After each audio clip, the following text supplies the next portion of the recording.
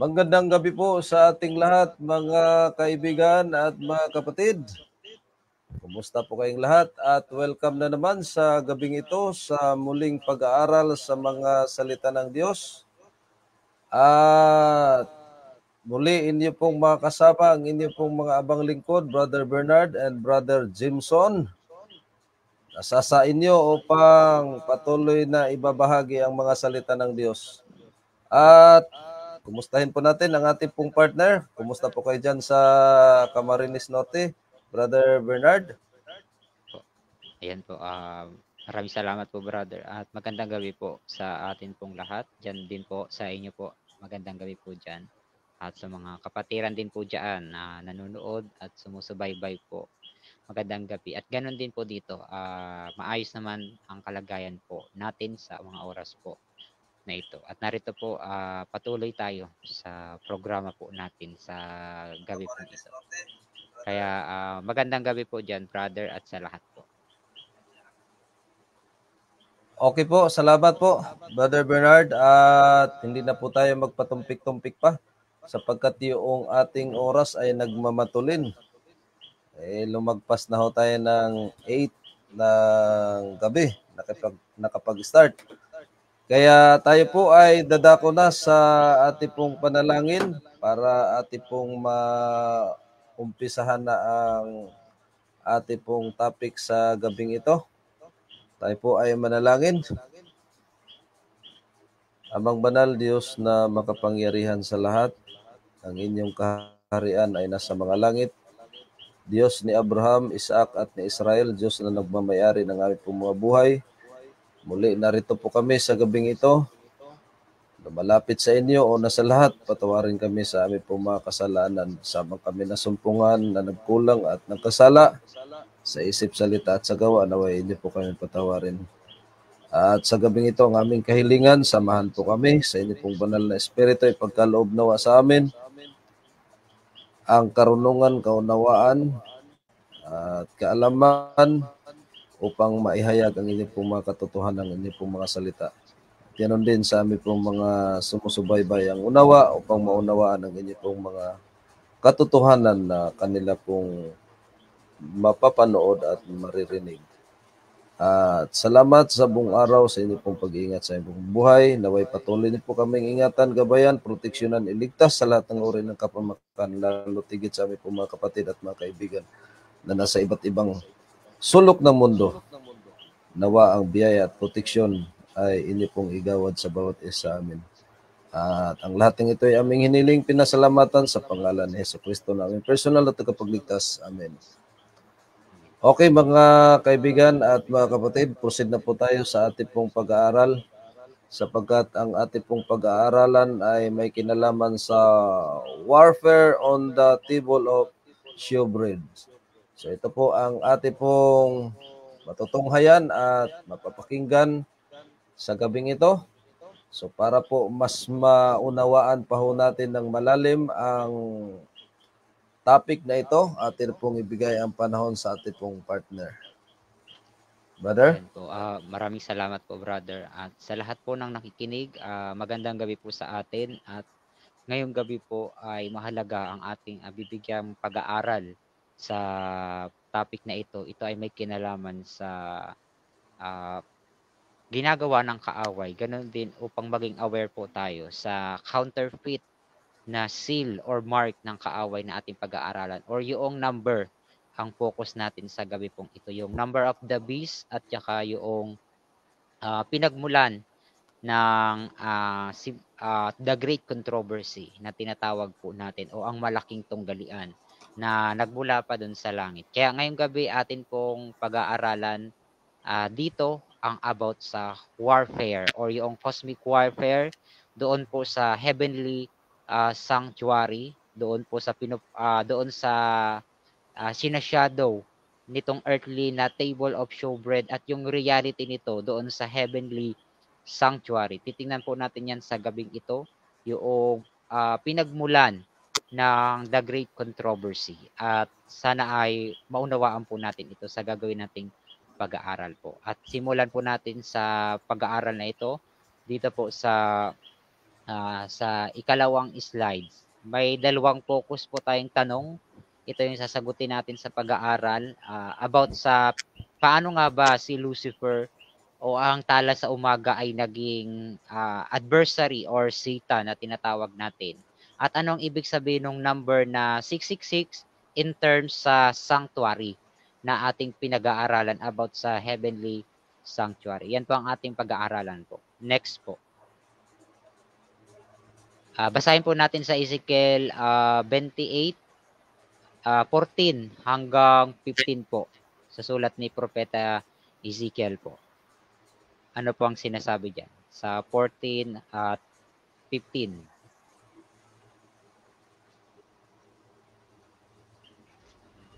(28, 14, 15) sa Ezekiel. Ganito po ang ating mabasa.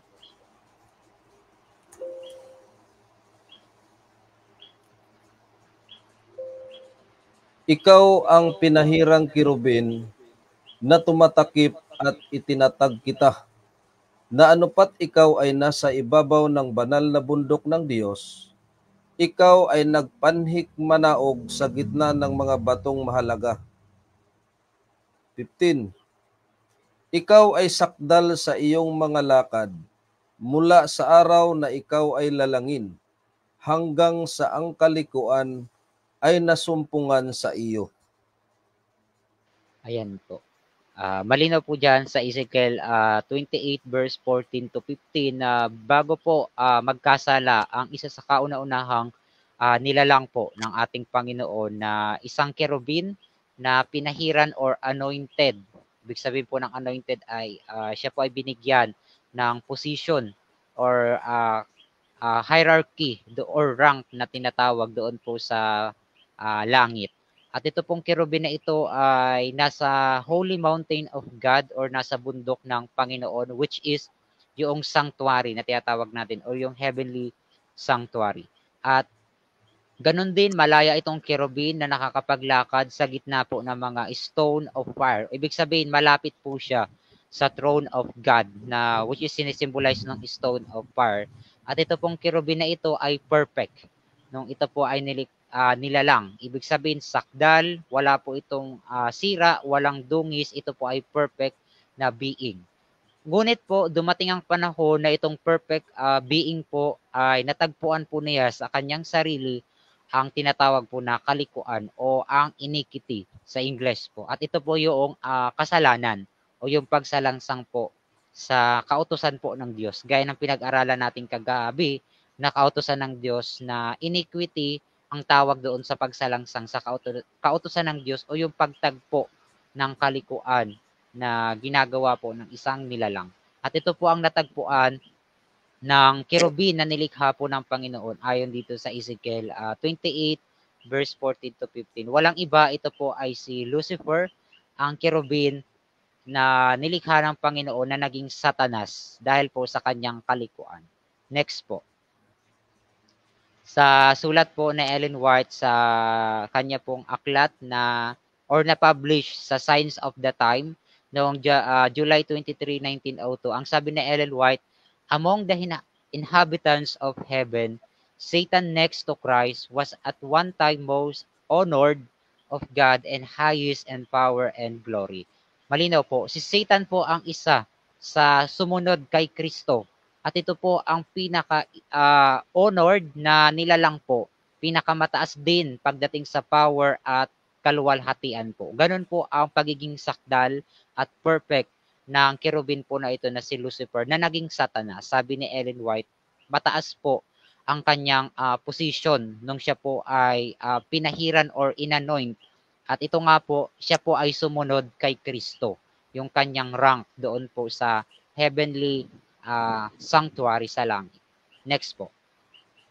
Sabi pa dito ni Ellen White sa Review and Herald sa noong February 24, 1874, sabi niya, si Satan po ang chief of the fallen angel. Ito po ang naging chief ng lahat ng mga anghel na nagkasala na nadaya po niya. Na binabanggit din sa Biblia na kinaladkad niya ang 1/3 na mga bituin po sa sangkalangitan.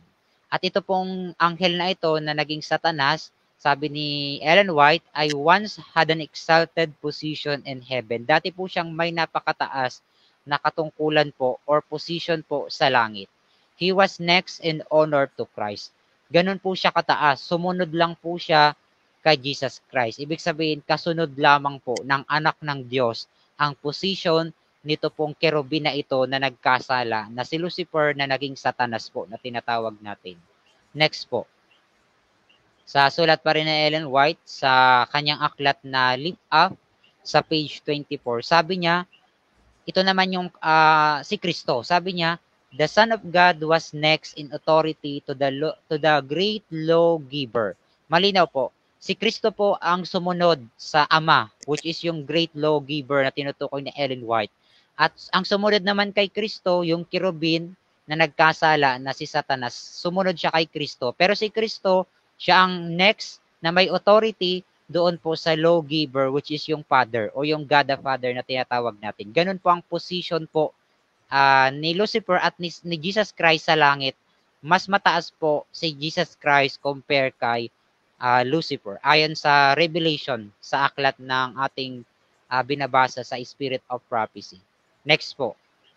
Sa aklat pa rin ni Ellen White sa Patriarchs and Prophets sa page 36 sa paragraph 3, sabi niya, Lucifer bowed with them, but in his heart there was a strange first conflict. Truth and loyalty were struggling against envy and jealousy. Dito po nagsimula ang pagkakatagpo ng kalikuan po ng anghel po na ito o ang kerubin na si Lucifer po. Sa pamamagitan po ng kanyang envy at saka po ng jealousy, dito po ubosbong ang kasalanan sa kanya pong likas. Dito po sa nilalang na ito. Sabi po ni Ellen White, sa kanyang puso nag-start ang first conflict na tinatawag. At yung pagiging loyalty niya dito po nagsimula na ma-question dahil sa kanya pong nagiging likas na envy at saka po jealous na character po. Next po, tingnan natin yung chart about sa position ni Lucifer. Base dun sa mga binasa natin at dun din sa aklat ng Ezekiel, na ito pong kerubin na ito ay nasa Holy Mountain of God, which is yung sanctuary, temple sa heaven, at si Lucifer po ang next o ang sumunod po kay Kristo. Pero po itong anak po ng Diyos nandun sa throne of God, nandun sa fire of stone, which is the throne of God, kung saan nandun din po ang God the Father. At ito po si Kristo, ang anak ng Diyos, ang sumunod naman sa Father. So, malinaw po, may tatlong being na magkakahiwalay or distinct dito po sa heavenly sanctuary bago po magkasala ang anghel po na ito na si Lucifer. At ito po ang tatlong mga being po na ito, ang God the Father, ang Son of God, si Kristo, at ang kerubin na si Lucifer. Yan po ang pagkakasunod-sunod sa langit before po magkasala ang anghel po or ang kerubin na si Lucifer po sa pasimula na siyang nakatagpo ng kasalanan. At nagsimula po ang kasalanan ni Lucifer dahil po sa envy or jealousy niya po sa position ni Jesus Christ doon po sa langit. Yun, doon po talaga nag-ugat ang the great controversy. Kasi nga minsan naririnig natin or itinuturo ng iba na nagsimula ang kasalanan kay Lucifer dahil sa pride na tinatawag daw. Which is totoo naman, tama po yun. Dahil sa pride po ni Lucifer, nasa Isaiah po yan. Pero hindi lang po yun ang pinaka-root or pinaka-ugat po ng malaking tunggalian, kundi yun po ay ang envy at ang jealousy na nagmula po kay Lucifer laban po sa posisyon na meron po si Kristo sa langit, na siyang question ni Lucifer at kinamuhian po niya hanggang sa nagresulta po sa malaking rebellion nung matukso nitong anghel na ito, ang iba pa pong mga nilalang sa langit na nagkasala din po nang sila po ay makiisa sa rebellion o pag-aaklas laban po kay Kristo or si Miguel na binabanggit sa Revelation 12. Next po. Sa sulat ni Ellen White pa rin sa Letters and Manuscript noong 1903 sa paragraph 15, sabi dito na Ellen White, Christ is the express image of His Father's person. Ito rin yung mababasa natin sa Hebreo 1:3, yung binabanggit dito ni Ellen White na si Kristo ang larawan ng persona ng Ama o ng pagka-Diyos na tinutukoy. In the angels could see in the Son a perfect representation of God. Lucifer coveted the honor and glory given to Christ. Ito po ang nangyari. Si Lucifer po ay kanya pong kinubit or inaari na sa kanya po dapat ang honor at ang glory na dapat po kay Kristo. Ito po ang nangyari kay Lucifer. Kanya pong inimbot ang meron pong posisyon na meron po si Kristo dahil hindi na kontento si Lucifer sa kanyang sariling posisyon, which is isa po siyang kerubin, siya po ay holy and perfect din po. Pero hindi na kontento ang anghel po na ito, tinangka po niya na angkinin pati ang posisyon ng anak po ng Diyos. At ito ang ikinagalit ni Lucifer dahil hindi po niya matanggap na siya po ay isang kerubin at hindi po siya makapasok doon sa throne of God or doon sa concept ng Godhead na tinatawag. Kasi nga, created being si Lucifer. Hindi naman siya anak ng Diyos para matawag na God si Lucifer, kundi isa lang siyang created na being. Pero si Kristo, deserve niya na matawag na God by nature kasi po anak po siya ng Diyos. At dito po, nagselos si Lucifer or nagjealous po sa anak po ng Diyos. Kaya dito po nag-umpisa ang the great controversy at nagsimula ang kasalanan sa anghel po na ito na naging dahilan po ng rebellion po sa langit. Sabi nga ni Ellen White dito po sa next slide, sa Letters and Manuscript pa rin doon sa 1910, 1915, sabi ni Ellen White, Christ was the only begotten Son of God. Malinaw po. Doon pa lang po sa pasimula, bago po magkasala si Lucifer, anak na po ng Diyos, si Jesus Christ. And Lucifer, that glorious angel, got up a warfare over the matter. Malinaw po. Ang malaking tunggalian o ang the great controversy po ay nag-umpisa dahil po kay Lucifer na hindi po niya matanggap na si Kristo po ay anak po ng Diyos. At ito po ang gustong sirain po ni Lucifer sa pasimula. Sabi ni Ellen White, dito po siya gumawa ng pag-aklas laban po sa anak po ng Diyos. Kasi po hindi po niya matanggap na si Kristo po ay anak ng Diyos at siya po ay isa lamang created being, si Lucifer. Kaya dito po nag-ugat ang malaking tunggalian at ang kasalanan po na nagbunga doon po sa pasimula. Kaya hindi lang po dahil sa pride nag-start ang malaking tunggalian at ang kasalanan po sa pasimula, kundi dahil po sa inggit at saka po paninibugho ni Lucifer sa posisyon ng anak po ng Diyos sa langit po. At doon po nag-start ang the great controversy. Sa next slide po, tingnan po natin kung paano nag-arise yung nature ng kasalanan po kay Lucifer. Kasi nga daw, sabi ni Ezekiel, dito po sa kerubin, siya po ang nakatagpo ng kalikuan. Ibig sabihin, siya po ang gumawa ng kasalanan. Nag-decide po siya sa kanyang moral decision na kalabanin niya po ang anak po ng Diyos. Dahil po sa namuong pride at saka po envy, nalikas po na nabuo sa kanya pong puso, sa kanyang kaibuturan, sa kanya pong isipan. At ito po ang ginawa ni Lucifer. Hindi lang po pride or pagmamataas ang dahilan kung bakit po nahulog si Satanas o nagkasala po siya, kundi dahil din po doon sa envy na binabanggit ni Ellen White. Ibig sabihin po, dalawa po ang attitude na namuo po sa puso ni Lucifer. Sa loob po, internal, ang namuo po na attitude sa kanya ay ang pride.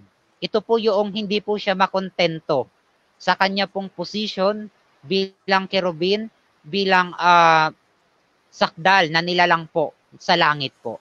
Doon po nag-start yung pride niya dahil po sa kawalan ng contention o kawalan po ng kontento. At doon naman po sa external, yung envy na tinatawag. At ito na po yung ginagawa ni Lucifer, yung comparison. Kasi nga kino-compare ni Lucifer ang kanyang sarili sa anak po ng Diyos, na kung saan nakikita po ni Lucifer na mas mataas si Kristo compare po sa kanya, na isa lamang created, si Lucifer. Kaya nag-start po ang paninibugho, pagkainggit, at ganon din ang pag-iimbot sa posisyon na meron po ang anak po ng Diyos. Kaya nag-start po na magkasala si Lucifer sa kautusan po ng Diyos or sa moral law, which is ang nalabag po ni Lucifer ay yung wag kang mag-iimbot, yung ikasampung utos. Yun yung primary na nalabag po na prinsipyo ni Lucifer sa moral na batas po ng Diyos, yung wag kang mag-iimbot. Kasi nga po, yun po yung attitude ng pride at envy ang nagtulak para po malabag niya yung pag-iimbot po o yung covetousness na tinatawag po sa ikasampung utos. At yan po ang kasalanan ni Lucifer sa langit na nagbunga po ng malaking rebellion nung kanya pong dayain ang iba pang nilalang po sa langit. Sa next slide po. Anong sinasabi po diyan? Dahil nga po sa kasinungalingan ng nilalang po na ito na si Lucifer na naging Satanas, ay ikinalat po niya ang kanyang kasalanan hanggang dito po sa sanlibutan po natin. Nahulog din po ang tao sa pagkakasala, ganon din po. Tayo ay napasa ilalim sa kamay po nitong Satanas po na ito na nagkasala doon pa po sa langit na nagpasimula ng The Great Controversy. At ngayon, bigyan nating pansin sa huling araw yung counterfeit na gagawin po ni Lucifer pagdating po sa tinatawag na name or number ng beast na nasa Revelation 13 na pinag-aralan natin kagabi, yung selyo, yung mark, pero dito yung counterfeit ang ating titingnan, yung number of the beast. Ang ating bibigyang pansin sa konteksto po ng sanctuary na ating pinag-aaralan po dito. Sa next po, basahin po natin ang Revelation 13, 17 to 18 ng Apokalipsis po. Ganito po ang ating mabasa. 13, 17, 18. At nang huwag makabili o makapagbili ang sinuman, kundi siyang mayroong tanda sa makatuwid ay ng pangalan ng hayop o bilang ng kanyang pangalan. 18. Dito'y may karunungan, ang may pagkaunawa ay bilangin ang bilang ng hayop, sapagkat siyang bilang ng isang tao at ang kanyang bilang ay 666. Ayan po. Meron pong tinatawag na number of the beast na siyang pangalan po noong kanyang na siyang bilang nung pangalan po itong number na 666 na bilang din po noong tao na tinutukoy dito sa Revelation 13. At kung titingnan natin ano itong number of the beast na siyang number of the man na tinutukoy po sa Apocalypse 13. Sa next slide po.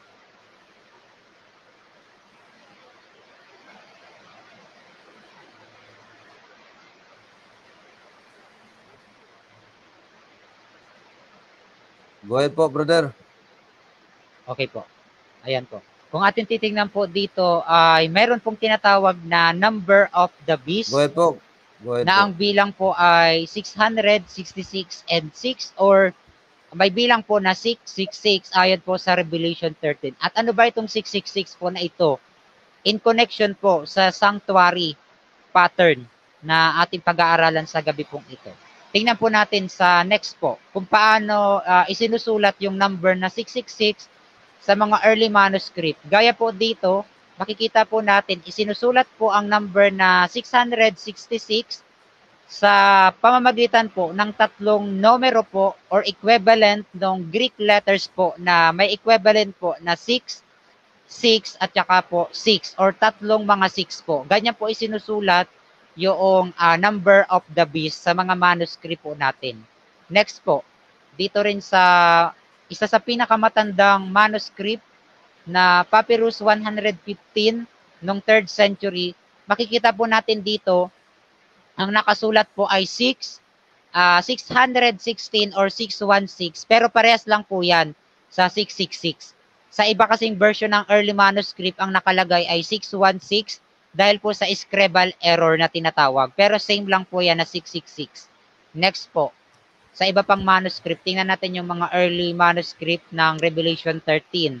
Dito naman po sa Codex Ephraemi, sa makikita natin ang nakasulat din po ay 616 or 616. Pero 666 din po ang katumbas po niyan sa ibang manuscript.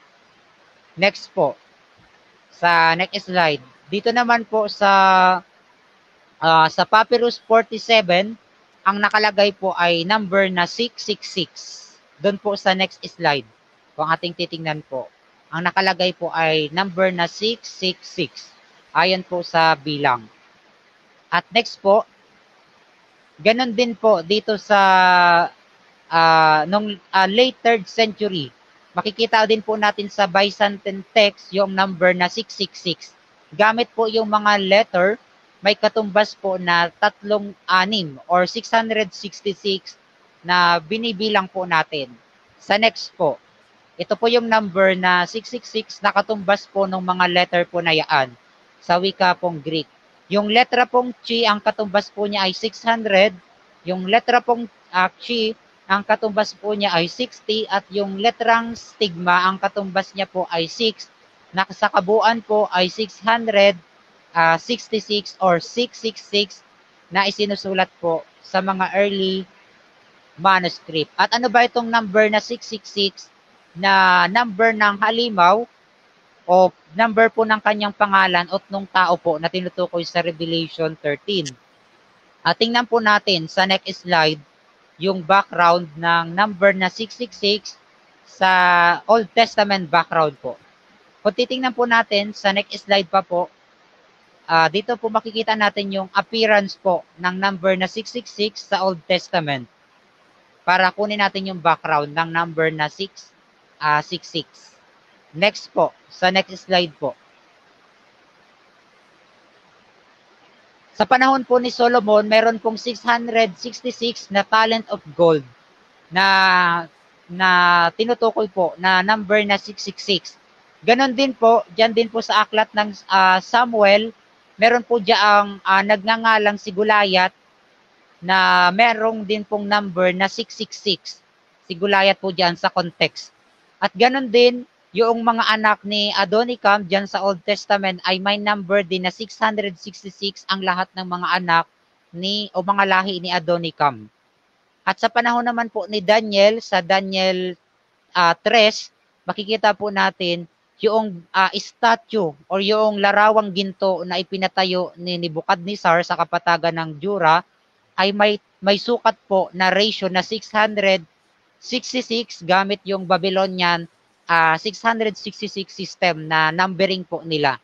So ito yung mga background ng 666 na nag-appear sa Old Testament na ang mga simbolo po nito ay may kinalaman po sa pride, may kinalaman po sa apostasy, may kinalaman din po sa false position. Ito po ang simbolo ng 666 sa Old Testament. Nakakonect po siya sa context ng pride, exaltation, pag-a-apostate, at ganun din po ay pagmamataas. So yan po ang background ng meaning sa Old Testament ng 666 kapag pinag-aralan natin yung mga 666 sa Old Testament sa mga context po na yan. Yung ipinakita po nating mga pangyayari po sa Old Testament. Gaya doon sa panahon ni Solomon, ni Gulayat, ni Adonikam, sa panahon ni Nebuchadnezzar. Yan po ang appearance na may kinalaman po sa 666 sa biblical context po niya. Next po, tingnan naman natin yung 666 sa context naman ng history. Ano ang kahulugan ng 666? Sa next slide po. Kung ating titignan po sa aklat po diyan sa Isaiah, mapapansin po natin si Lucifer na nasa langit bago po siya magkasala. At nung mahulog po siya, sabi diyan sa Isaiah 14, ay ang ikalawang katuparan po ng Isaiah 14 ay ang hari po ng Babylonia na si Haring Nebukadnezar na nagmataas din po. At simbolo po ng Babylonia yung pride, simbolo po ni Lucifer yung pride at envy na tinatawag. The same po sa Babylon, sa hari ng Babylonia sa context po ng Isaiah 14. At makikita po natin, dito po connected yung number na 666 na may kinalaman po sa pride at may kinalaman po sa pagmamataas.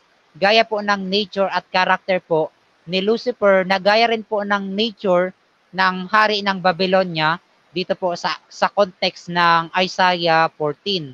At ito pong number na 666 ay naging tinatawag na mysteries sa kasaysayan po na tinatawag natin. Next po, sa next slide. Kung sa mga early Christian po, inuunawa po nila na itong number na 666 po ay may kinalaman po ito sa Antichrist system or doon po sa Antikristo na hinihintay po nila nung mga unang siglo po na mga nag-aaral sa aklat po ng Apokalipsis. At ito pong number na 666 ay connected po sa lilitaw na Antichrist sa kasaysayan po natin. At walang iba, ang lumitaw po na Antichrist ay ang tinatawag po sa Thessalonica 2 sa verse 7. Ano po ang sabi diyan? Sa ikalawang Thessalonica 2:7 tungkol sa lilitaw na Antichrist or sa mag-a-apostasy na sistema po. Anong sistema po ito na tinutukoy sa ikalawang Thessalonica 2:7?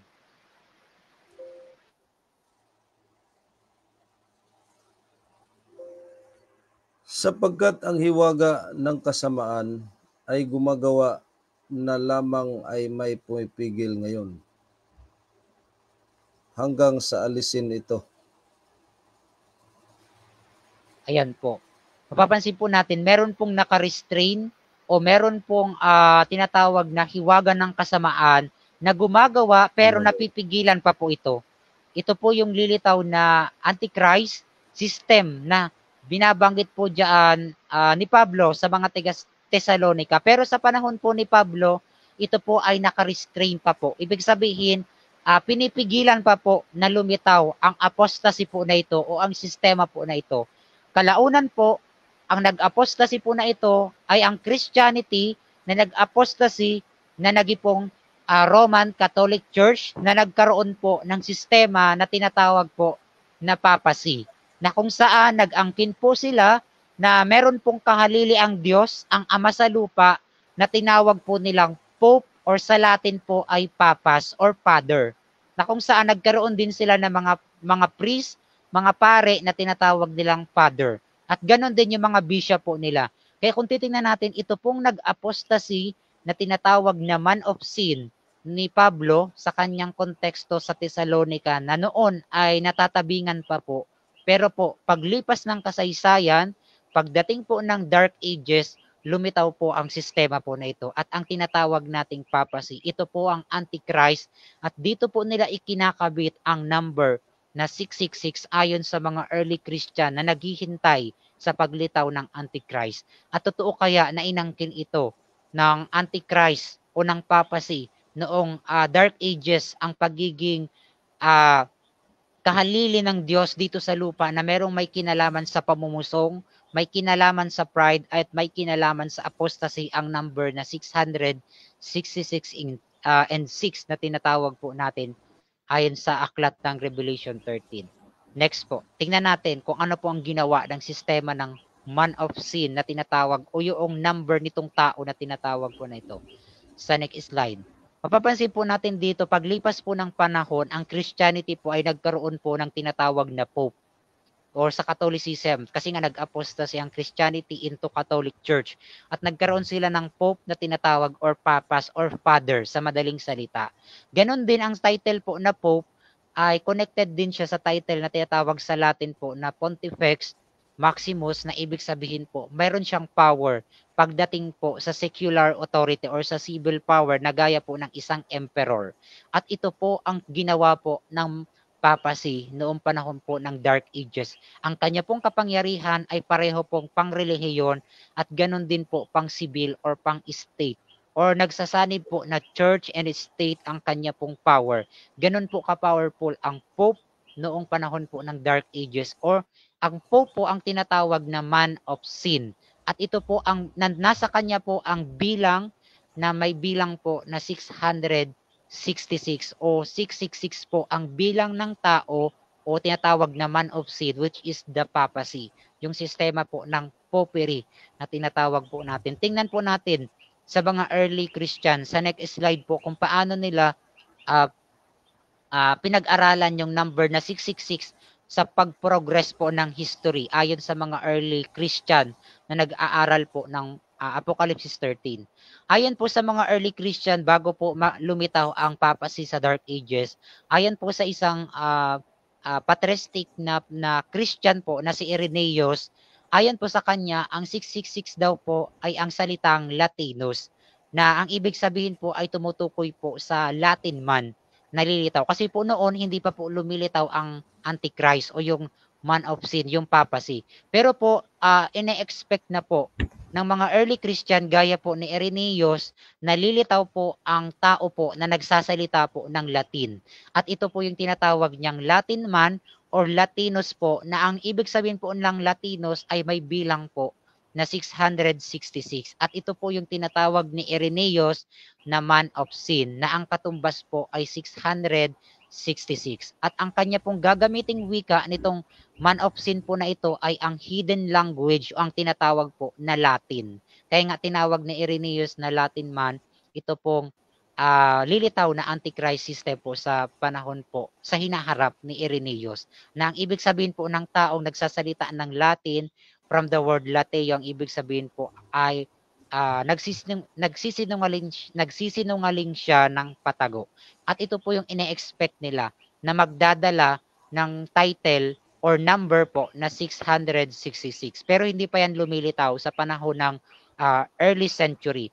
Tingnan natin kung ano ang nangyari nung Dark Ages, kung lumitaw ba ang 666 sa papacy po or sa man of sin. Sa next slide po. Sabi po dito, as mystery signifies the hidden system. Pag sinabi po nating hidden or tinatawag na mystery, sa ancient Babylonian religion, pag sinabi pong mystery, may kinalaman po siya doon sa Diyos na si Sator, na tinatawag po sa ancient Chaldee, yung sa ancient Babylonia po, na may number po na 666, ang God of mystery po na si Sator, may bilang po siya na 666, which is ito yung ine-expect ng mga early Christian na lilitaw sa Dark Ages na isang man of sin na nagsasalita ng Latin, at ganun din ito po ay tatawaging God of mystery or ang continuation ng God na si Sator ng ancient Babylonia. Kasi po sa ancient Babylonia, si Sator po ay may title po siya na Pontifex Maximus. At sino po ang gumamit ng title na ganito? Ang Pope po ng Roman Catholic Church. Nung paglipas po ng panahon, ginamit po nila ang title na ito nung mag-angkin po sila na sila po ay Papa po sa lupa or Pope na tinatawag, or Father po sa lupa na tinatawag, which is in reality sila po ay continuation ng Diyos-Diyosan po ng Babylonia na si Sator or God of Mystery, which is ang doctrine po niya ay mystery na tinatawag po na may number na 666. Yan po ang hinihintay nila na lumitaw sa hinaharap ng mga early Christian. Sa next slide po, tingnan natin kung paano natupad sa panahon ng Latin period or sa panahon ng Latin era, sa panahon ng Dark Ages. Ang papacy po na may title na Pontifex Maximus sa secular terminology, at papacy naman pagdating sa religious system. At ito pong Pope, meron silang inangkin na title sa Dark Age nung panahon ng medieval era or Dark Ages. At ito po yung Latin title na tinatawag nila sa wikang Latin na Vicarius Filii Dei. Nang ibig sabihin po sa English ay Vicar of Christ o kahalili ng anak ng Diyos o kahalili po ni Kristo. At yun po ay isang malaking blasphemy. At isa rin po yung malaking kapusungan at pagmamataas po na ito. Kung babalikan niyo po dun sa unang mga slide natin, ano po ang gusto ni Satanas? Gusto niya po na maging kahalili ng anak ng Diyos doon pa lang po sa lupa. Kasi nga hindi matanggap ni Lucifer na siya po ay created being. Gusto niya po ang posisyon na posisyon ni Kristo bilang anak ng Diyos. Kaya dito sa lupa, yan ang pangarap po ni Lucifer. Nung sa pamagitan po ng kanyang sistema na Antichrist system. Kaya yung sistema ni Satanas dito sa lupa na Antichrist system ay nag-aangkin din po, nakahalili ng anak ng tao na gaya ni Lucifer. Kasi si Lucifer ang nasa likod ng sistema na ito, ng Antichrist system, which is yung papacy nung panahon ng Dark Ages. Kaya lumitaw po ang Latin title na Vicarius Felidae, na ang katumbas po niyan sa Latin ay exactly po na 666, at ito ang ine-expect ng mga early Christian na lilitaw po na Antichrist na may bilang po na 666, at natupad nga po sa history ng Dark Ages. Lumitaw po ang papacy na may title na Vicarius Felidae, na ang katumbas po ay 666 and 6, na ang ibig sabihin po ay pride, at saka po apostasy, at saka po pagmamataas po or pagpapalit sa anak po ng Diyos na tinatawag po. Gaya nitong title na Vicar of Christ na tinatawag po. Tingnan natin sa next slide. Yung nag-continue na papacy na tinatawag, o yung Pope na tinatawag nila na Father sa lupa. Inaangkin nila na sila ang ama dito sa lupa, at sila ang kahalili ni Kristo ng anak ng Diyos dito po sa lupa. Ganon din, continuation lang po ito ng Diyos ng Babylonia na si Sator, nang ibig sabihin po ay God of Mystery na may number na 666 sa Babylonia, which is nag-continue lang po ang pagiging Pontifex Maximus ng Popo sa panahon ng Dark Ages. Save pa rin po sa Ancient Assyria. Ito po yung tinatawag na mga pari po na sumasamba sa Diyos-Diyosa ng isda na si Dagon, at ito rin po ang Diyos na si Sator ng Babylonia. Pero pagdating sa nagtalikod na Christianity, ito ang tinatawag ngayon na naging sistema ng Roman Catholic Church, which is yung papacy na tinatawag nila. Meron silang Pope na tinatawag na kahalili ng Diyos dito sa lupa, na siyang kahalili daw ni Kristo gamit yung title na Vicarius Felidae sa wika pong Latin. At totoo kaya na yung title na Vicar of God ay kiniklaim nilang title, kasi dinideny ito ng Catholic na wala daw silang ganyang kiniklaim na title na Vicarius Felidae. Yeah. Wala daw ganyang prove na na-prove sa history. Totoo naman, kasi wala talagang natagpuan na document na actual na may nagsasabing Vicarius Felidae. Pero meron pong nakasurvive na mga testimony. Pero yung actual na manuscript, wala. Kasi kung babalikan natin ang Dark Ages, marami pong sinunog na document nung panahon ng Dark Ages patungkol sa papacy. Kaya hindi natin makikita na yung mga actual document, kundi ang matatagpuan na lang natin yung mga testimony ng other source sa history po. Tingnan natin itong sa next slide, sa isang reference sa Dark Ages, kung meron tayong makikita na testimony ng Pope noong panahon ng Latin period. Sa sulat po, sa document po na Onum Sanctam ni Pope Boniface po noong 1302, panahon po ng Dark Ages. Anong sabi po dito ni Pope Boniface? Sabi po dito sa slide, makikita natin yung quotation mula sa kanyang Onum Sanctum na document. Sabi niya, "We therefore assert, define, and pronounce that it is necessary to salvation to believe that every human is subject to the pontiff of Rome." Sabi po dito ni Pope Boniface, lahat daw po ng tao, para daw po sila ay magkamit ng kaligtasan, kailangan daw po nila magpasailalim sa pontiff ng Roma po, which is yung papacy. Kailangan nilang magpasailalim sa Pope ng sistema ng papacy para po sila ay maligtas, ayon dito. Kasi nga daw po sabi ni Pope Boniface dito, sabi niya, "I am all in all and above all."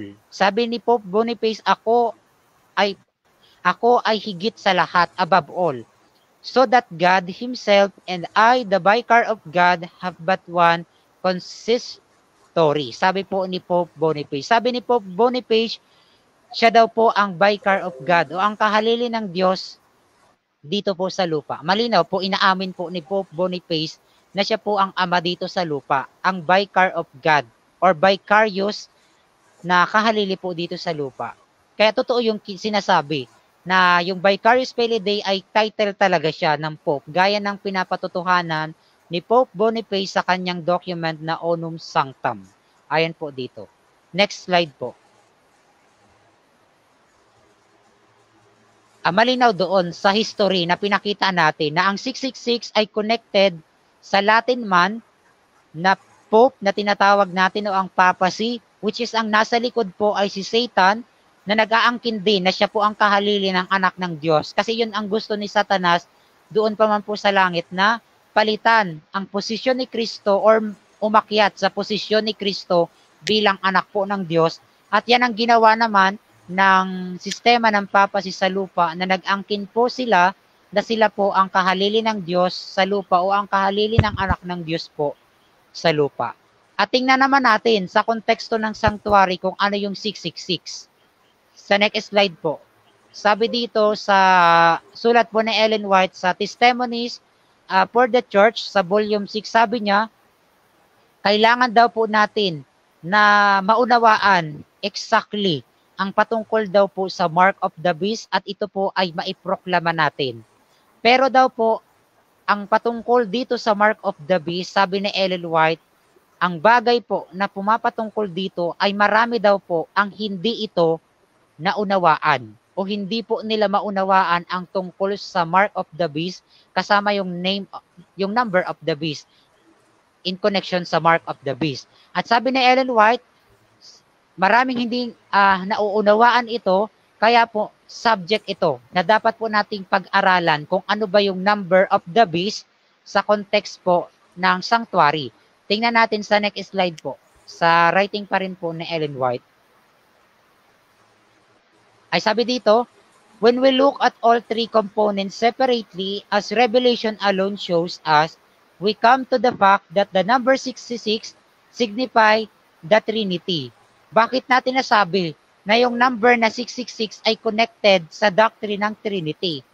Kasi nga po, may kinalaman po ito sa worship, ang number of the beast, at may kinalaman ito sa pag-apostasy, pagmamataas, at yung tinatawag na rebellion. Pag sinabing 666 sa context sa Old Testament, yung mga background po ng number na 666. So may kinalaman ito sa doctrine ng Trinity, which is the mystery, yung pinaka-central doctrine ng man of sin o ng papacy na o ng Katoliko, yung doctrine nila na Trinity. At titingnan natin kung bakit ang 666 ay connected sa doctrine ng Trinity po.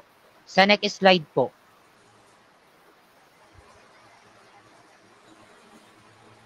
Ayan po. Kung atin pong titingnan, yung number na 666 in connection po sa context ng Trinity, ay makikita po natin na ang doctrine po na ito ang pinakasentro ng mysteries or ng all mystery sa Roman Catholic Church na siyang tinatawag na God of Mystery. Tandaan natin, ang papacy ay ang nag-continue na Diyos ng mystery which is si Sator sa Babylonia na may number na 666. Pagdating naman sa Christianity, sa Catholic system, ang Roman Catholic Church, ang Trinity, ang central dogma po nila na tinatawag nilang mysteries of all mysteries.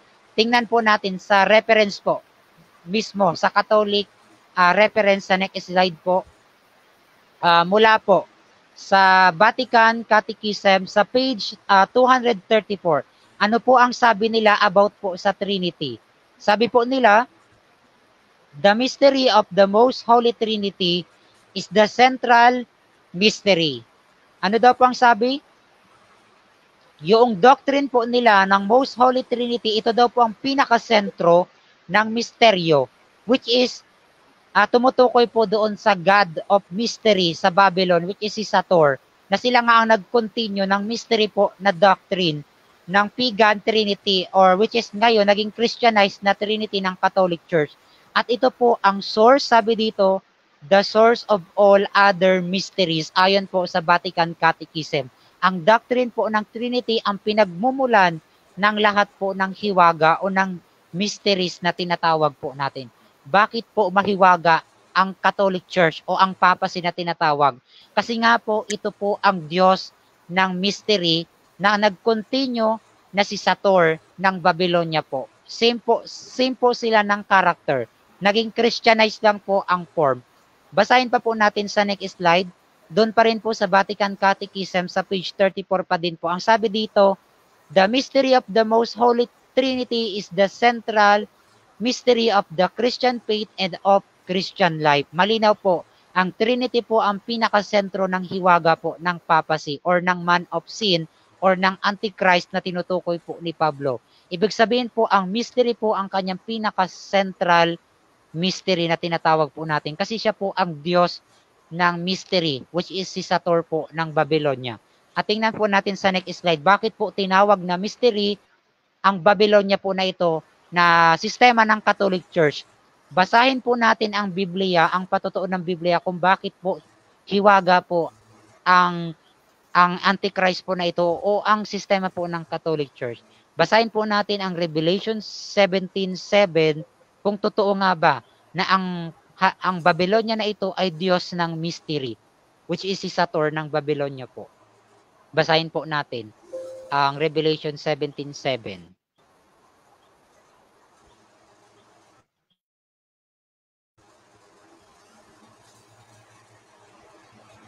At sinabi sa akin ng anghel, bakit ka nang gilalas?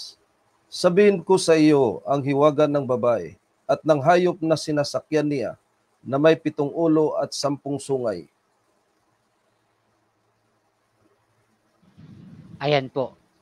Kung atin po makikita dun sa Revelation 17:7, meron po diyan ang babae, which is yung patutot na tinatawag natin or isa pong mahalay na babae. At ito pong babae po na ito ay nakasakay po sa isang halimaw na may 7 ulo na meron pong 10 sungay. Ibig sabihin, yung babaeng nakaupo symbolize church, pero po itong babae na ito ay apostate, mahalay. Ibig sabihin ito po ay apostate church. Ito po ang Roman Catholic Church na nakasakay po sa kanyang beast na ibig sabihin po ay politics or civil power. Ibig sabihin po ito pong church na ito, minamanduhan po niya, pinapagalaw po niya ang state at ito po ang sistema ng papacy. At dinirekta po ni Juan na itong babae po ito ang tinatawag po na the mystery of the woman na siyang ikinamangha po ni John the Revelator. Kasi po itong babae na ito, which is ang Roman Catholic Church na nakasakay sa civil state, which is the church state power or system, at ito po ang tinawag ni John na the mystery of the woman. Kasi po itong sistema po na ito ng iglesia po na huwad na ito na nag-apostasy ay ang continuation ng Diyos ng Babylonia na si Sator na God of Mystery. Kaya tinawag po ni John na ito po ang mystery Babylon the Great na symbolic po na Babylonia sa huling araw, hanggang sa huling araw po natin. At ang sentro po ng aral po nitong babae po na itong nakasakay sa halimaw ay ang Trinity po ayon sa kanilang catechism, ayon sa Vatican Catechism na binasa natin kanina. Ang Trinity, ang central mystery po nila kasi nga po sila po ang Diyos ng hiwaga ng ancient Babylon na ngayon po ay modern Babylon. Still, siya pa rin po ang God of Mystery. At ang nasa likod po nito ay si Lucifer, ang God, ang nagaangking God na gusto pong pumalit sa posisyon ng anak ng Diyos. Kaya po ang doctrine ni Satan na ipinakalat ditong kasinungalingan sa lupa ay palabasin po na si Kristo po ay hindi po totoong anak ng Diyos, kundi isa lamang metaphorical son na bumubuo sa tinatawag na Trinity. Para po si Satan, by virtual, siya po ay masamba bilang third person sa Trinity, sa concept po ng Trinity, which is the central mystery nitong babae na siyang noon pa mang sinasamba ng mga ancient Babylonian, yung three gods nila noon or triune God, pero pagdating dito ay ang Trinity God ng Roman Catholic Church na ang nasa likod pa rin po ay si Satan at ito po ang hiwaga ng Babylonia na ikinamangha po ni John kasi ito rin pala ang ancient Babylon na literal Babylon na naging symbolic Babylon po sa Revelation 17. Ibig sabihin po, yung literal na Diyos-Diyosan po sa Babylonia na si Sator ay ang modern day ngayon na spiritual na Roman Catholic Church. Sila po ang Pope na tinatawag na may number na 666 gaya ni Sator sa ancient Babylon na may number na 666 na ang ibig sabihin ay Diyos ng hiwaga kasi nga ang doctrine po nila ay Trinity. Same po sila ng doctrine na Trinity po. At ito po ang central mystery ng Roman Catholic Church, ang doctrine po ng Trinity. At ito po ang isa sa weapon ni Satan po para po aatakihin po ang anak ng Diyos sa kanya pong totoong posisyon doon po sa langit. At ito po ang ginawa po ni Satan. Sa next slide po, tingnan natin kung ano ang sabi po riyan. Mapapansin po natin, sabi po dito, Revelation tell us clearly that the church of the other side carries a secret, the mystery. The Catholic Church itself emphasizes that the mystery of the Trinity is the source of all other mysteries. Malinaw po, ang Trinity po ang pinagmumulan ng lahat ng hiwaga po ng Babylonia po. Kasi nga ito po ang kanilang Diyos ng hiwaga. Si Satan po ang nasa likod na nag-aangking Diyos dito po sa ancient Babylon at dito sa spiritual Babylon sa Book of Revelation 13. Next slide po. Anong sabi po ni Ellen White sa selected message sa paragraph sa page 67 po? Anong sabi po ni Ellen White dyan? Sabi niya, the means of believers were to be directed to the heavenly sanctuary where Christ had entered to make atonement for His people.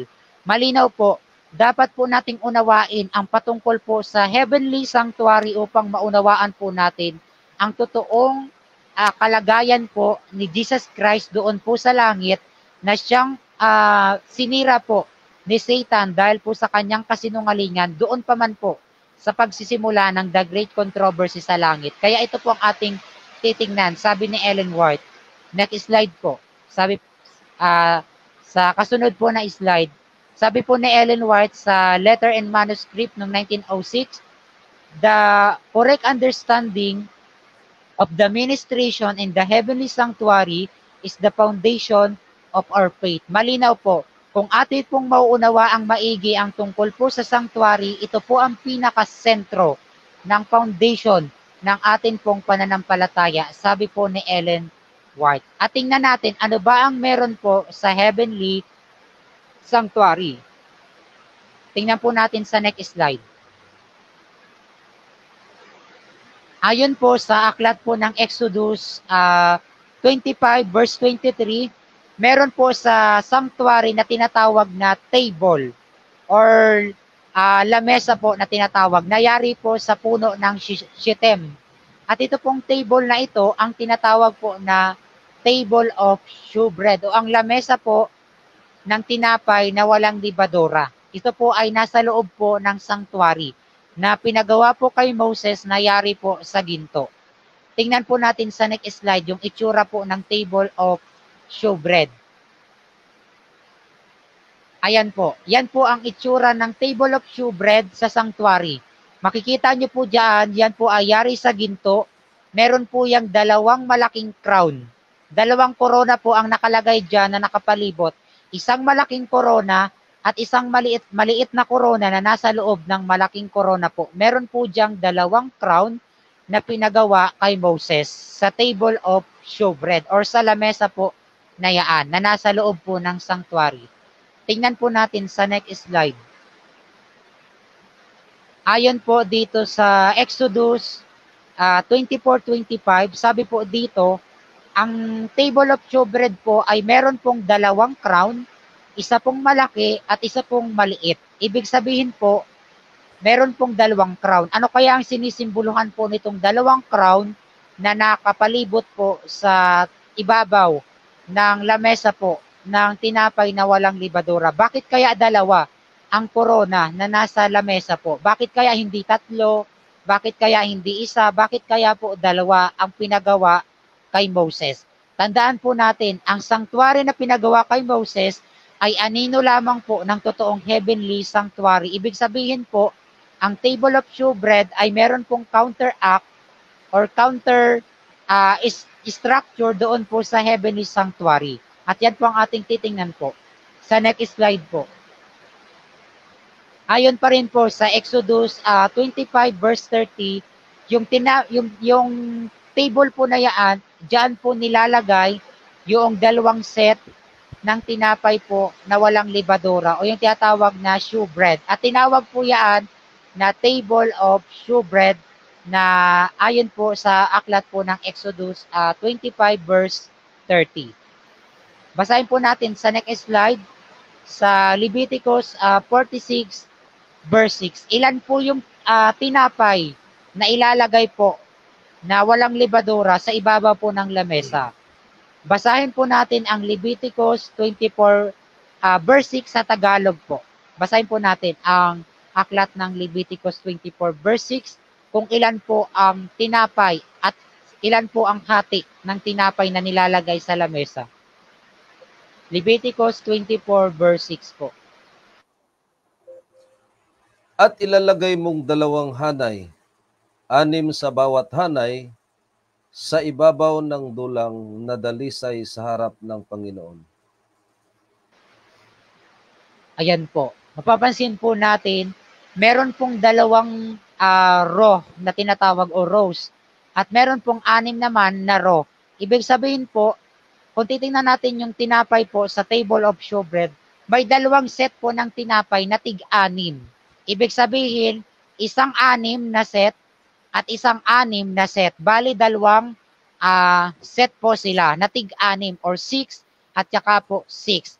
At yan po ang ilalagay na tinapay na walang libadura po sa ibabaw ng table of shewbread na tinatawag po natin. Sa next slide po, tingnan natin yung nire-represent po ng table o ng shewbread na nandun sa table of shewbread. Sa next slide po. Sa lumang tipan po, yung 12 po na tinapay na walang libadura, ito po ay nagsisimbolize sa 12 tribes po ng Israel. Ibig sabihin, nire-represent po ng 12 yung foundation ng government of God, which is the bayan po ng Diyos sa Old Testament, yung 12 tribes po ng Israel. At kung papansinin po natin, ang 12 tribes po ng Israel, ano po ang meron? Pinapalibutan po ito ng 2 crown. 2 ginto pong korona ang nakapalibot sa 12 tinapay na walang libadura, which is the 12 tribes of Israel, ang sinisimbolohan ng number 12. Pero yung tinapay, ano po ang simbolo ng tinapay? Ang tinapay po, sumisimbolo po ito sa tinatawag po sa Hebreo. Sa Hebrew po, ang tawag po doon sa tinapay na walang libadura po ay tinatawag po sa wikang Hebrew na lekem, panim. Pag sinabi pong lekem panim, ibig sabihin po ay tinapay ng presensya o tinapay ng persona. Ibig sabihin po, yung sinisimbolohan po ng tinapay na walang libadura ay tumutukoy po siya sa persona o tumutukoy siya sa being na nandun po sa trono po ng Diyos or nasa table na tinatawag po natin. Ibig sabihin po, sa heavenly sanctuary, meron pong 2 person, which is yung 2 set ng tinapay na walang libadora na meron pong crown na kanila pong pinamamahalaan ang number 12 na ibig sabihin po ang 12 tribes ng Israel sa Old Testament po. Yun po ang ibig sabihin ng tinapay na walang libadura na 12. Pag sinabing 12 ay 12 tribes ng Israel, yung government, yung bayan ng Diyos. At yun naman pong tinapay, ang simbolo niya ay yung presence, yung person o yung being, which is yung God. Tinutukoy niya yung God at saka yung kanyang bugtong na anak, which is si Jesus Christ. Kaya 2 lang yung set ng tinapay na walang libadura. At ganoon din may 2 crown. At ano naman ang ibig sabihin po ng crown? Tingnan po natin sa next slide po. Ano ba ang simbolo ng crown? Kung titingnan po natin dito, that the wreath or yung crown, nagsisimbolize po ito sa authority or pagigipong king or nagre-represent po ito sa pagigipong merong authority po. Diyan po sa next slide kung ating titingnan. Katulad po ni Kristo, sumisimbolo po ang crown sa pagiging niyang hari. Ganon din nagsisimbolize ito sa authority. Pero po, nung si Kristo ay napako sa cross, ang nilagay po sa kanyang crown ay crown of thorns at hindi po yung wreath of crown ng pagiging hari, kundi ang nilagay po ay ang koronang tinik na isa pong pamumusong. laban po sa kanya. At kung titingnan po natin, yun ang simbolo po ng crown. Ang simbolo po ng crown ay authority at saka po power. Ibig sabihin yung kanya pong pagiging sovereign being po. Yun ang sinisimbolize ng crown. Ibig sabihin, sa next slide po, kung ating titingnan, doon po sa sanctuary, sa lamesa po ng tinapay na walang libadura, meron pong dalawang crown at itong dalawang crown po na ito ay nagsisimbolize sa authority at power po, which is ito po yung Father at saka po ang kanyang bugtong na anak na si Jesus Christ. Yan po ang rason kung bakit po dalawa lang po ang crown na ginawa ni Moses kasi po sa heavenly sanctuary, ang nandun lang po na persona or person or being po ay dalawa lang din po.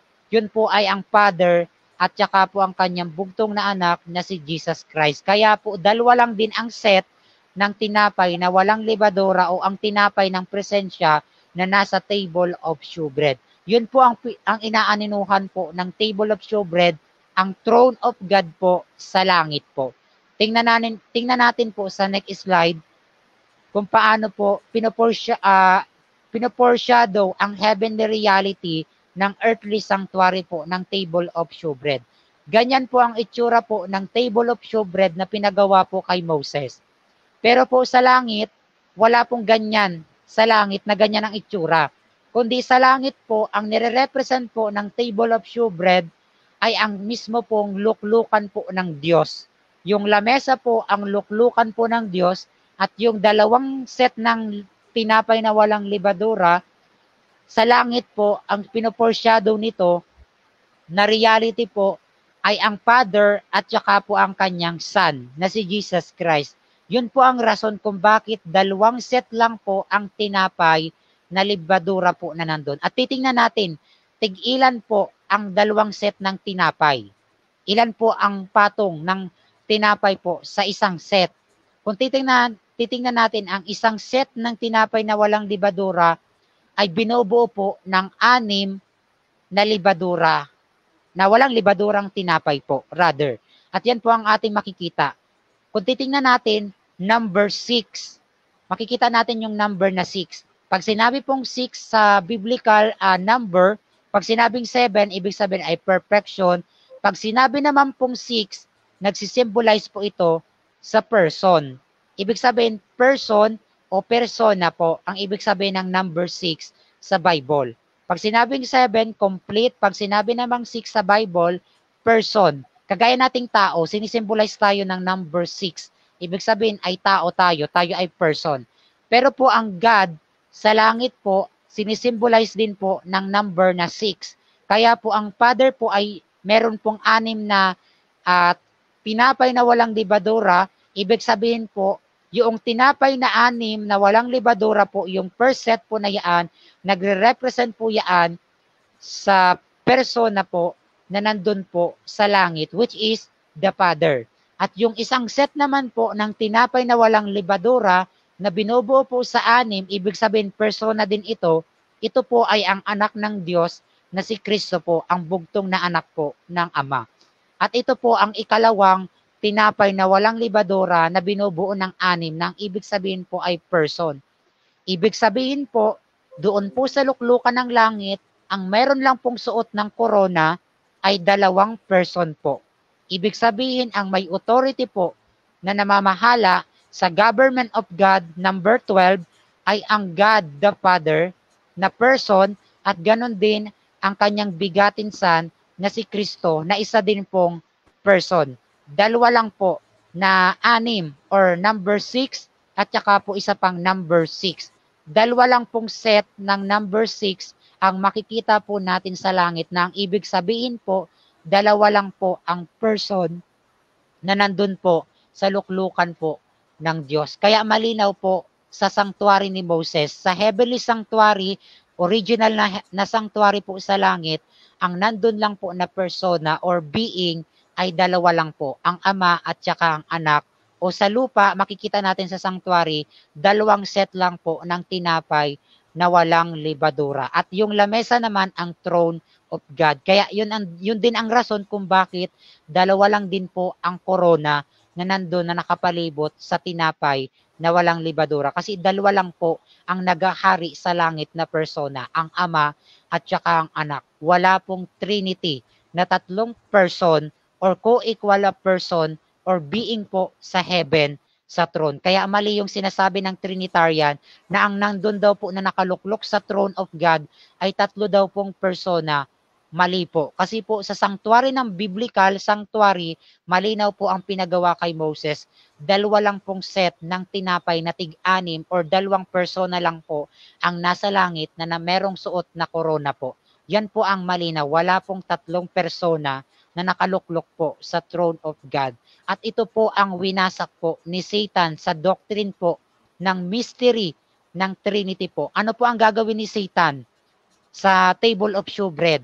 Kung titingnan natin, tandaan po natin, ang table of showbread, nakalagay po yan sa direksyon ng hilagaan po ng sanctuary. At kung babasahin natin sa Isaiah, sa next slide po, pansinin po natin kung ano ang meron dun sa throne of God, sa original na heavenly sanctuary. Sabi po sa Revelation 22 verse 3, ilan po ang nakaluklok sa table of showbread or yung throne of God, which is also the Ark of Covenant? Ilan po ang nakaluklok sa mercy seat or sa table of showbread? Ilan po ang nakaluklok? Basahin natin ang Revelation 22 verse 3 para makita natin ilang persona or tinapay na walang libadura ang nakaluklok sa throne of God po, ayon sa Revelation 22 verse 3. Tingnan natin kung tatlo ba o dalawa na person.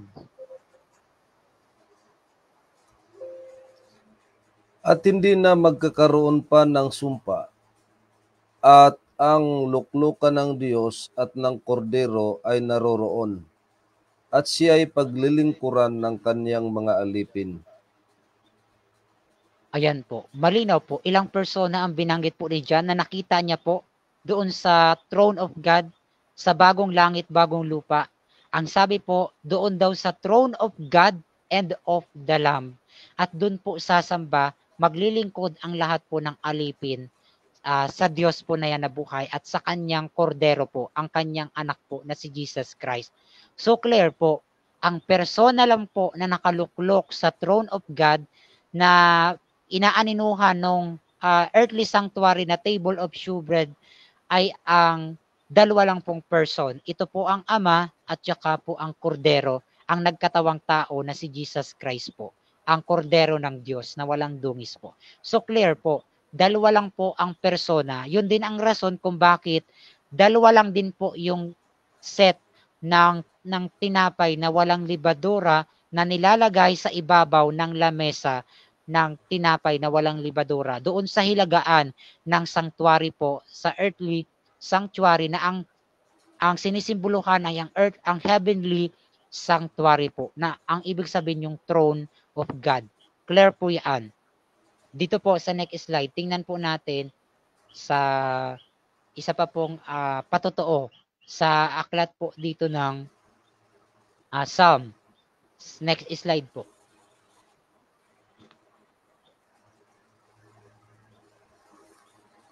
Ayan, sabi po dito sa 110 verse 1 ng Psalm, ilan po ang person na uupo po sa luklukan po ng Diyos, at ang kanya pong footstool, which is yung sanctuary, mapapansin po natin sa sanctuary meron pong throne. At ilan po ang nakaluklok sa throne?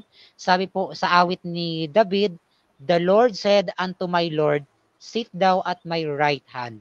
Malinaw po, meron pong Father at meron pong Lord na pinapaluklok sa kanyang kanang luklukan. At ito po ay si Kristo, ang nasa luklukan po ng Diyos. So clear po, dalawa lang po ang persona na nakaluklok po sa throne of God ayon sa awit ni David. Wala pong tatlong person sa throne of God. Gaya ng sinasabi ng mga Trinitarian, wala pong ganon. Sa biblical throne, sa awit ni David, sa Book of Revelation, kahit dun sa sanctuary pattern sa Exodus na ginawang table of showbread ni Moses. Tingnan natin uli yung table of showbread sa next slide po. Kung titingnan natin, saan po nilagay ni Moses ang table of showbread ng sanctuary? Sabi po sa Exodus 40 verse 22, ang table of showbread ilalagay po ito sa hilagaan ng bahagi po ng sanctuary. Bakit po kaya sa north? Bakit hindi po sa south, sa east, o kaya po sa west nilagay ang table of showbread? Kasi nga po ang north ay nagsisimbolize sa place or sa abode of God or sa lugar po kung nasaan ang Diyos. Ibig sabihin po, sa north po ilalagay ang table of showbread kasi po ang luklukan po ng Diyos sa langit ay nagsisimbolize na ito po ay nasa hilagaan. Basahin po natin sa next slide. Makikita natin dyan sa next slide po sa Isaiah 14 verse 13 to 14. Nasaan po ang luklukan ng Diyos na tinangka po ni Lucifer na akyatin po niya. Basahin po natin ang Isaiah 14 verse 13 to 14 noong si Lucifer ay hindi pa nagkakasala or tinangka niyang magkasala. Sa Isaiah 14 verse 13 to 14 na ang dual application din ay ang King of Babylon na si Nebuchadnezzar na tinangka ding maging Diyos ayon sa Daniel 3 sa Book of Daniel. Basahin natin ang Isaiah 14 verse 13 to 14. At sinabi mo sa iyong sarili, ako'y sasampa sa langit, aking itataas ang aking luklukan sa itaas ng mga bituin ng Diyos, at ako'y uupo sa bundok ng kapisanan, sa mga kaduluduluhang bahagi ng hilagaan. 14. Ako'y sasampa sa itaas ng mga kaitaasan ng mga alapaap, ako'y magiging gaya ng kataas-taasan. Ayan po, malinaw po. Nasaan po ang throne of God sa context ng heavenly sanctuary sa time ni Lucifer? Nasa hilagaan po. Nasa side ng hilagaan ang Mount of Congregation or ng sanctuary ng Diyos, ang throne of God po. Na tinangka po ni Lucifer na kanya pong aakyatin po ito. At kapag inakyat niya po ito, ang sabi ni Lucifer, ako ay magiging Diyos or maging kagaya ng Diyos ng kataas-taasan o yung Most High, which is referring po sa Father. Malinaw po. Kagaya po ng table of showbread na nilagay ni Moses sa hilagaan ng sanctuary kasi po sa heavenly sanctuary, ang throne of God po ay nasa hilaga. Kaya po nandun ang luklukan po ng Diyos na tinangka po ni Lucifer noon na kanya pong aakyatin. At gusto po ni Lucifer na siya po ay maging isang God din po. Kasi nga yun po ang kanya pong pride at saka po jealousy sa context ng Isaiah 14. Ang Isaiah 14 po makikita natin yung 5 wheels ni Satanas o yung 5 na pag-aangkin po niya na gusto niyang gawin dahil po sa kanyang pride at sa kanya pong pag-iimbot sa luklukan po ng Diyos, kung saan nandun sa kanang luklukan ng Diyos si Kristo ang anak ng Diyos at kung saan nandun din ang God the Father, kung saan dalawang person lang ang nandun po sa throne of God na gustong akyatin po ni Lucifer. Next slide po. Sabi dito, in what way Satan or Lucifer transmit his desire to be equated with the Most High? Anong sabi po dito? By adding a third pile of 6 loaves of bread in order to show in front of the whole universe that he has the same authority as God himself. There is no other way to interpret this word no matter how hard you to try. Clear po. Yung tiningnan natin sa first na slide pa lang ng ating presentation, anong ginawa ni Satan dun sa langit, ni Lucifer? Siya po ay nakipaglaban doon sa posisyon ni Jesus Christ sa langit. Gusto niya po na maging anak po ng Diyos or maging God or umakyat po sa throne of God, sabi sa aklat ng Isaiah at sabi din sa aklat ni Ezekiel kung bakit nagkasala si Lucifer at kung bakit niya natagpuan ang kalikuan po. Kasi po gusto ni Satan na doon sa table of showbread ay magiging po siya doong another na tinapay o person na aakyat po sa luklukan po ng Diyos at magkaroon din ng crown or authority na maghari po sa buong universe po. Ano po ang mangyayari kung sa senaryo po ay ginawa ni Lucifer na umakyat po siya doon sa table of showbread which is throne of God sa heavenly sanctuary? Next slide po. Tingnan natin yung magiging senaryo kung si Satan po ay umakyat sa throne of God sa table of showbread sa heavenly sanctuary. kung atin pong titingnan. Next po. Sa next pa po na slide po. Sa next po, dun sa illustration. Ayan po. Yan po yung heavenly sanctuary. Yan yung original na pinagawa kay Moses. At ang cosmic na reality nito yung heavenly sanctuary. Mapapansin natin sa langit, meron pong Father and Son lang na person o dalawang set lang po ng tinapay na walang libadora, dalawa lang din po yung crown at isa lang yung table o yung throne of God. Tingnan natin sa next slide, kapag si Satan or si Lucifer ay umakyat diyan sa throne of God or sa table of shewbread. Tingnan natin sa illustration. Ano po ang nangyari? Kapag sinama natin ang another na 6 loaf na isang set ng tinapay na walang libadura na ilalagay natin sa lamesa, ano po ang mangyayari? Tandaan natin, pag sinabing number 6 sa Bible, symbolize person. Ibig sabihin, kapag doon sa throne of God, dalawa lang ang person, yung Father at si Jesus Christ. Kapag dinagdag natin si Satan or si Lucifer gaya ng pangarap niya, ayon sa Isaiah 14, gusto niyang umakyat sa hilagaan, sa throne of God, sa table of shewbread. Kapag dinagdag natin ang persona ni Lucifer, kasi isang persona din po si Lucifer, kaso nga lang created. Kapag nilagay natin siya sa table of shewbread or sa throne of God, ilan na pong persona ang nasa throne of God o ang nasa table of shewbread? Magiging na pong 3 persona po ang nasa table of shewbread. At yan po ang gusto ni Lucifer. At kung magiging 3 persona po sila, ilang 6 na po sila sa table of shewbread. Kasi tiga-6 po ang bawat set ng shewbread na tinatawag. Magiging ilan na po yung 6 kapag idadagdag pa natin si Satan or si Lucifer sa throne of God gaya ng pangarap niya. Magiging na pong 6. At doon po mabubuo ang mystery of the 666 ni Satan. At yan po ang kanyang counterfeit na pag sinabing 666 sa Old Testament, symbolize po ng apostasy, pride, pagmamataas at ng rebellion. At yan po ang ginawa ni Satan sa doctrine ng Trinity. Kaya yung mga nagtuturo ng Trinity na sinasabi nila doon daw sa throne of God, 3 ang persona, actually yung pangatlong persona doon ay si Satan. Kasi yun ang gusto ni Satan, ang sambahin siyang Diyos na nandun sa luklukan po. At yan ang ginawa ni Satan dito sa atin sa lupa. Gamit ang deception ng doctrine of the Trinity, kapag po tayo ay sumamba sa Trinity God, sinamba po natin ang pangatlo na persona na si Satan na nangangarap na umakyat sa table of shewbread bilang another na set ng tinapay na walang libadura po. Tingnan natin sa next slide.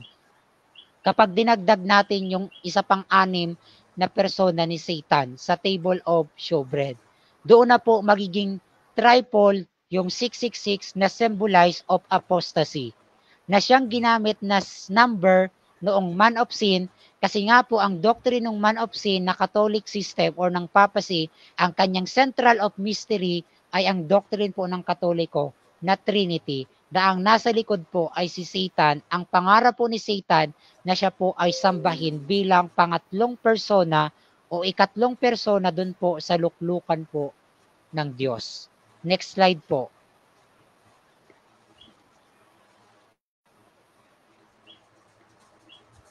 Ayan po. Kung titingnan po natin, original po sa Book of Leviticus 24:5-6, wala pong 3 na tinapay na walang libadura ang nilalagay po, kundi 2 set lang po. Ang sabi diyan, 2 tenth deals shall be in 1 cake. Clear po yan. 2 lang po na tig-6 na tinapay na walang libadura ang ilalagay sa lamesa.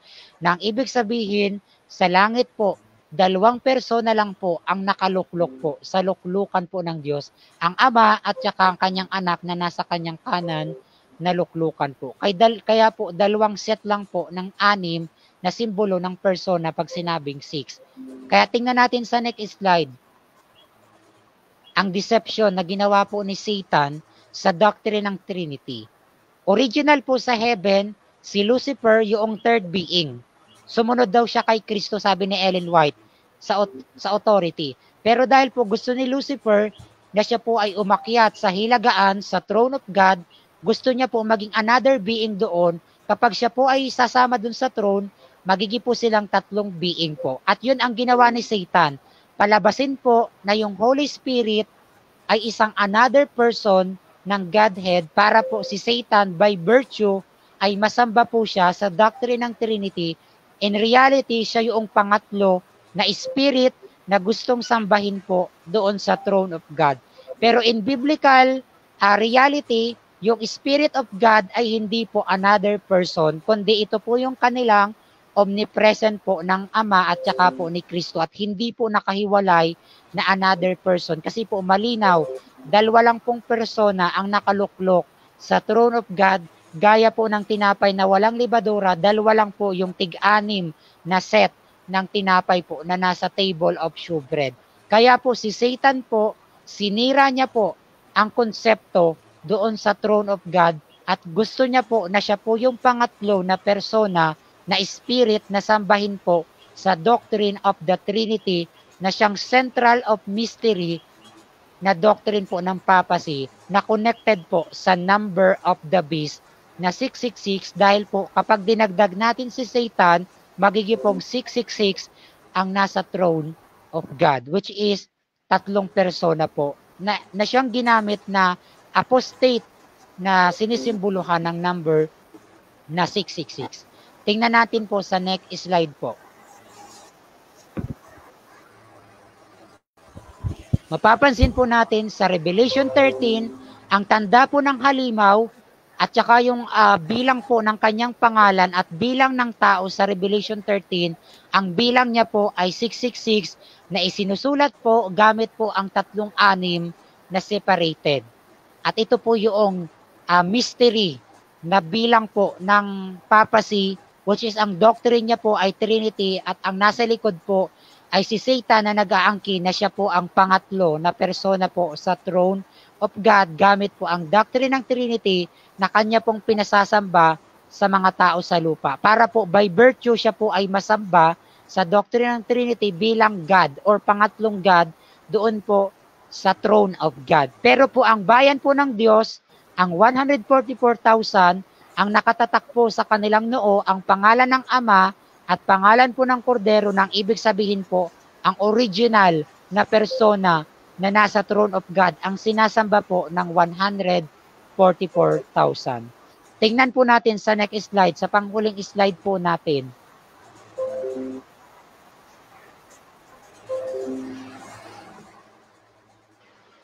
Ayan po.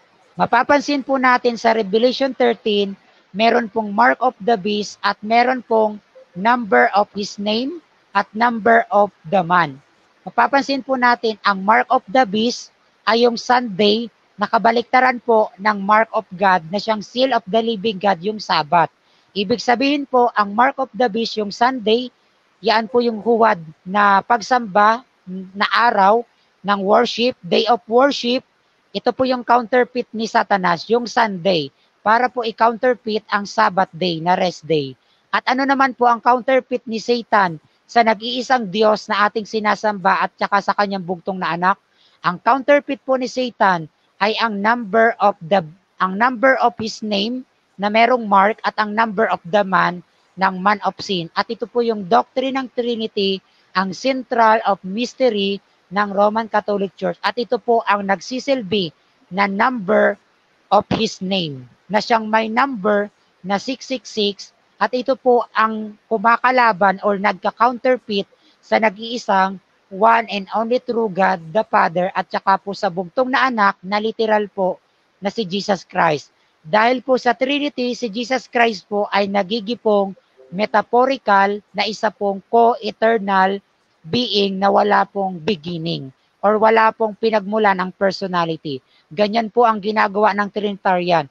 Binawasak po ang personality ni Jesus Christ.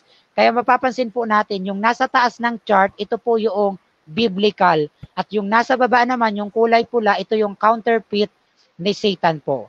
Kaya po malinaw po sa Revelation 13, pag sinabi pong mark of the beast, ito po yung Sunday, which is magiging batas po ito na Sunday law. Pag sinabi naman po nating number of his name, na may number na 666, ito po yung Trinity at ang may hawak po nito ay ang man of sin na nag-aangkin na siya po ang vicarious Pelidei po. Kaya malinaw po, kung tayo po ay sumasamba sa Trinity doctrine, tinatanggap po natin ang number of the beast na dapat po nating iwasan, sabi po ni John the Revelator. Kasi pag tinanggap daw natin ang marka, ang bilang, pati po ang image, at saka po ang pangalan, ang sabi po ni John sa Revelation 14, ay parurusahan din naman ng kagalitan po ng Diyos yung 7 salot at ibubulid po sa dagat-dagatang apoy. So napakabigat po ng resulta ng mga sumasamba sa doctrine ng Trinity kahit nag-aangkin pa silang Sabbath keeper. Kung sila naman po ay nagsumasamba sa 3 person na ang sinasamba doon na isang spirit ay si Lucifer kasi yun yung gusto niya sa doctrine ng Trinity ay ang sambahin po siya by virtue ng worship doon sa throne of God na winasak po ng doctrine ng Trinity. At yan po ang dapat nating iwasan, ang doctrine ng Trinity at saka po ang Sunday worship. Kasi nga po, ito po yung mark of the beast at saka po ang number noong halimaw po ng kanyang pangalan po na tinatawag na man of sin na ang nasa likod po ay si Satan na pinagmumulan ng the great mystery. Kaya tinawag ang babae sa Revelation 13 na mystery Babylon the Great po. Yun lang po. At sana po naunawaan natin yung table of showbread at yung pakikipagdigma, yung tunggalian na sinimulan diyan ni Lucifer sa table of showbread doon po sa langit na hanggang ngayon po sa lupa ay ikinakalat niya ang kasinungalingan na palabasin po na 3 ang persona na nakaluklok doon po sa throne of God which is false. Kasi po 2 lang po ang nakaluklok sa throne of God, 2 lang po ang crown at 2 lang po na set ang tinapay na walang libadora na 6 na tig-6 na nandun po sa luklukan po ng Diyos. Yun po ang actual na table of showbread sa langit, ang throne of God po na tinatawag po natin. Yun lang po at maraming salamat. Nawa po ay may napulo tayo tungkol sa table of showbread ng sanctuary sa Hilagaan po dito. Magandang gabi po at marami pong salamat po. Okay, maraming salamat Brother Bernard sa inyo pong pagpapaliwanag about sa ating pong topic sa gabing ito. So dito wala namang nagtanong at atin lang pong batiin ang ating pong mga kaibigan na patuloy pong sumusubaybay. Diyan po kay Sister Vicky Aguinaldo, thank you for watching. Magandang gabi po sa inyong lahat. Diyan sa may Kisaw, Pililia, Rizal. Ganon din sa ating pong mga masigasig na kapatid diyan sa may Pinagkaisa. Sa ating kapatid, Brother Nimrod Miloria Peral. Magandang gabi po. Kay Brother Elmer Irino, kay Ninong, magandang gabi po. So, kay paglapit kay Kristo is watching. Thank you for watching, bro. Kumusta ka na, bro? Kumusta na ang buhay-buhay po natin ngayon? Kay Brother Alexis Guno Munda is watching. Thank you for watching. Sa lahat ng sumusubaybay, magandang gabi at salamat sa inyo pong patuloy na pagsubaybay. At God bless po sa ating lahat. Although mayroon pong ipinarating sa atin, Brother Bernard, na mensaheng ipinarating sa atin. Hindi ayaw kasi ayaw kasi mag-message sa comment section. Gusto sa private message lang. So sabi niya, pakaulaw ra mo sa social media. Sige mo binutbot. Sabi niya. Sabi niya, Brother Bernard, kumbaga, sa Bisaya pa, kahiya daw tayo sa social media, gawa ng nagsisinungaling daw tayo. Oh. Pero opinion niya lang yan. No?